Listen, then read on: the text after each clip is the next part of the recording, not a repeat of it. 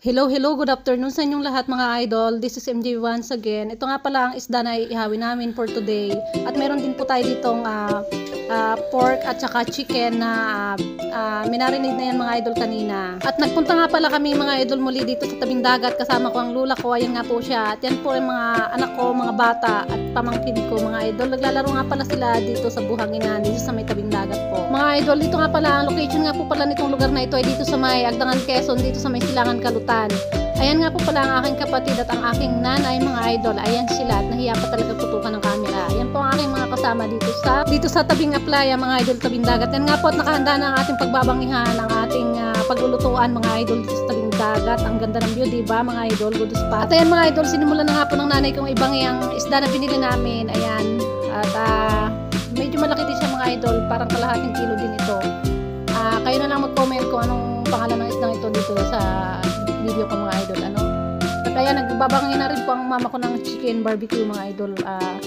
Pinagsama-sama na niya para isang luto. Ayan, at binidyohan pa rin ng aking kapatid.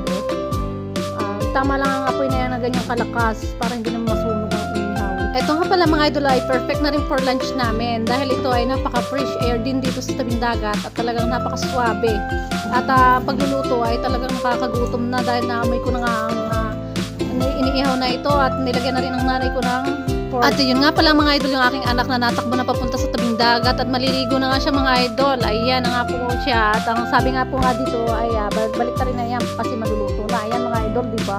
At napakasarap at grabing nakakagutom na ang amoy nito.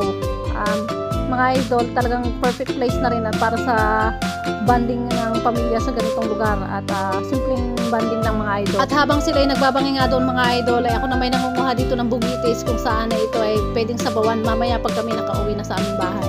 Ayan nga po ako, kinukutkot ko na ng aking pa ang buhangin para makakuha na ng shell.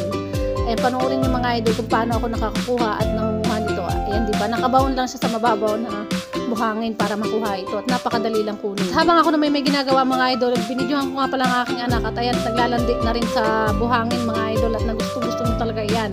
At itong kanyang ate Janelle naman ay naliligo na at tingnan nyo naman napakalinaw at napakaputi rin ng buhangin sa probinsyang ito at napakagandang maligo rito. Lalo na kung malaki ang taib o high tide mga idol. Ayan nga mga idol ang aking mga anak at nagsisipagliguan na dito sa dagat at naglalaro sila. Kita nyo naman at napakaganda ng lugar at sobrang nag-i-enjoy ang mga bata dito sa paliligo sa dagat. At kahit nga ako mga idol ay talagang nag-i-enjoy din dito sa pagbaw ng aking paa sa buhangin. Talagang nakakaganda ng pakiramdam at nakaka-relax ito at nakaka-fresh ng balat sa paa mga idol. Parang lahat ay nahihilot ng buhangin.